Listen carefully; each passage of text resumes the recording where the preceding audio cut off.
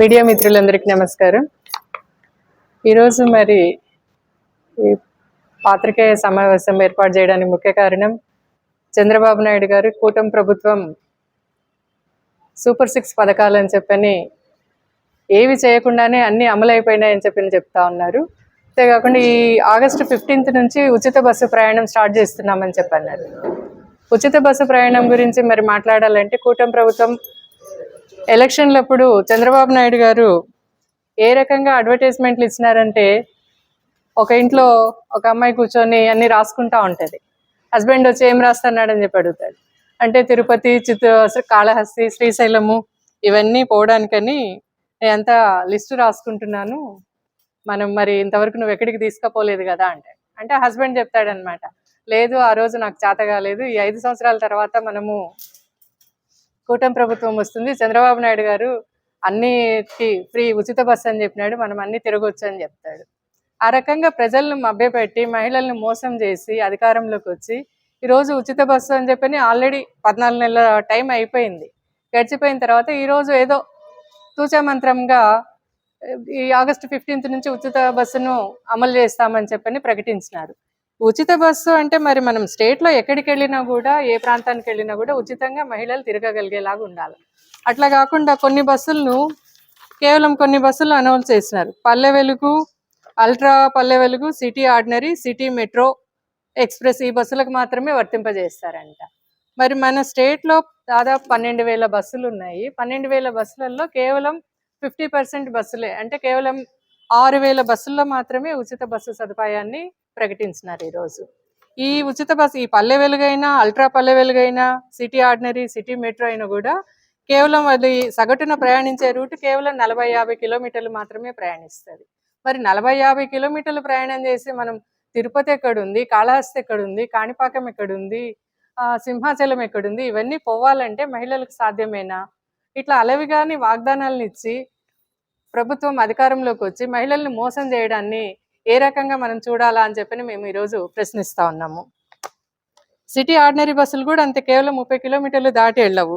అంటే జిల్లా సరిహద్దులు దాటే బస్సులు చాలా తక్కువ. జిల్లానే దాటలేని వాళ్ళము మనము మరి రాష్ట్ర సరిహద్దుల వరకు పోగలగాలంటే ఏ రకంగా పోగలము? ఇట్లాంటి పథకాన్ని గొప్పగా అమలు చేశానని చంద్రబాబు నాయుడు ఈరోజు చెప్పుకుంటూ, ఈ కూటమి ప్రభుత్వము అన్ని పథకాలను మేము అమలు చేసేసినాము, మహిళలందరికీ సాటిస్ఫైగా ఉన్నాము అని చెప్పని గొప్పలు చెప్పుకుంటా ఉన్నారు. వాస్తవంగా మరి మనం రాష్ట్ర వ్యాప్తంగా ఒక చోటు నుంచి ఇంకో చోటి పోవాలని చెప్తే ఇంద్ర బస్సులు, గరుడ, అమరావతి, అల్ట్రా డీలక్స్, వెన్నెల ఈ బస్సులు ఉన్నాయి. వీటిలోకి మరి మహిళలను ఎక్కడానికి అవకాశం ఉంటుందా? వీటిని ఉచితంగా ఇవ్వగలుగుతారా? మహిళలకు ఎక్కే అవకాశం ఉంటుందా? కేవలం పేద మహిళలను మభ్యపెట్టడానికి అని చెప్పని కేవలం పేదవాళ్లకు ఇది అలవ్ లేకుండా ఈ పెద్ద బస్సులలో డబ్బులు పెట్టి కొనాలా, చిన్న బస్సులలో పల్లె వెలుగు ఈ బస్సులలో మాత్రమే అలవ్ చేస్తూ ఉన్నారు. ఇదంతా కూడా ప్రజలు, మహిళలు అందరూ గమనిస్తూ ఉన్నారు. మహిళలను ఈ రకంగానే కాను ప్రతి ఒక్క రంగంలో కూడా మోసం చేస్తానే ఉన్నాడు మరి చంద్రబాబు నాయుడు.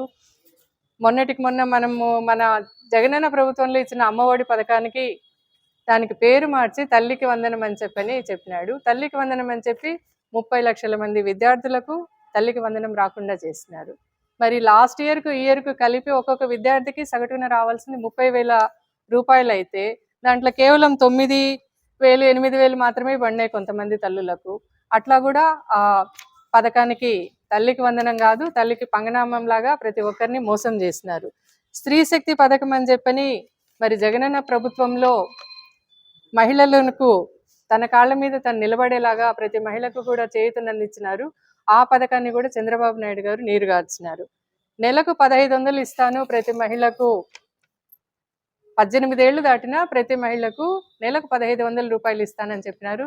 ఇంతవరకు ఆ పథకం గురించిన ఊసే లేదు. మరి డ్వాక్రా మహిళలకు 0 వడ్డీని రద్దు చేసినారు. అట్లాగే తల్లులకు అందరికీ అందే విద్యా దీవెన, వసతి దీవెన పథకాలను కూడా అమలు చేయకుండా బకాయి పెట్టినారు. ఆసరా, చేయూత, ఈబీసీ నేస్తం, కాపు నేస్తం ఇలా మహిళలకు తోడుగా ఉండే పథకాలన్నిటిని కూడా రద్దు చేసిన ప్రభుత్వం ఏదయ్యా అంటే కూటమి ప్రభుత్వం. ఈ రకంగా అన్ని రకాలుగా మహిళలను మోసం చేసి వెన్నుపోటు పొడిచి చంద్రబాబు నాయుడు గారు ఈరోజు నేను సూపర్ 6 పథకాలను ప్రతి ఒక్కటి కూడా అమలు చేసినాను అని చెప్పని చంకలు కొట్టుకుంటున్నారు. అట్లాగే మరి సంవత్సరానికి 3 సిలిండర్లు ఇస్తానని చెప్పినారు. మరి 2 సంవత్సరాలు అయిపోయింది. 2 సంవత్సరాలు కలిపి కేవలం 1 సిలిండర్తోనే స్టాప్ చేసినారు. ఇంతవరకు ఆ పథకం గురించి లేదు. ఏమంటే ఉచిత గ్యాస్ కూడా మేము అందజేస్తున్నామని చెప్పుకుంటా వస్తున్నారు. ఇవన్నీ ఒకటైతే ఈరోజు కొత్త మద్యం పాలసీని తీసుకొని వచ్చినారు. అంటే ఇది కూడా మహిళలకు సంబంధించింది కాబట్టి నేను మాట్లాడుతూ ఉన్నాను.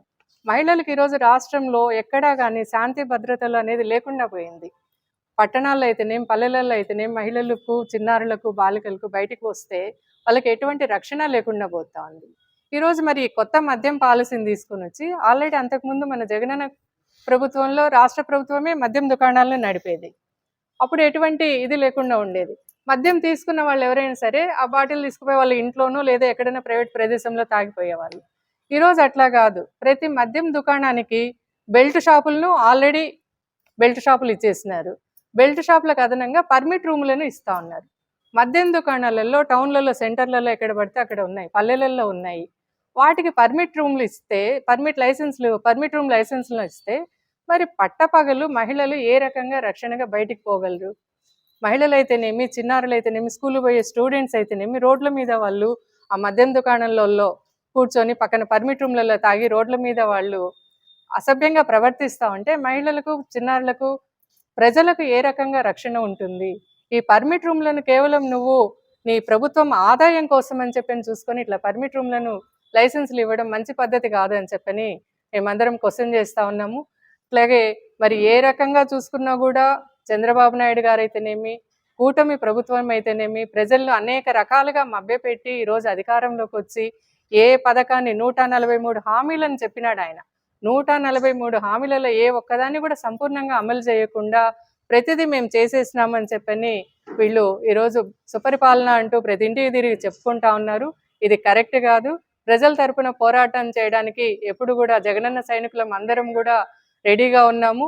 ప్రజలకు రావాల్సినటువన్నీ అందే వరకు కూడా మేమందరం పోరాటం చేస్తాము. ప్రజలకు ఇక్కడ ఏం జరుగుతా ఉంది అని చెప్పని మేము అన్ని విపులంగా విశదీకరించి వాళ్లకు కరెక్ట్గా చేరేలాగా కూడా సమాచారాన్ని మేము ముందుగా ఉంటామని చెప్పని కూటమి ప్రభుత్వాన్ని హెచ్చరిస్తా ఉన్నారు.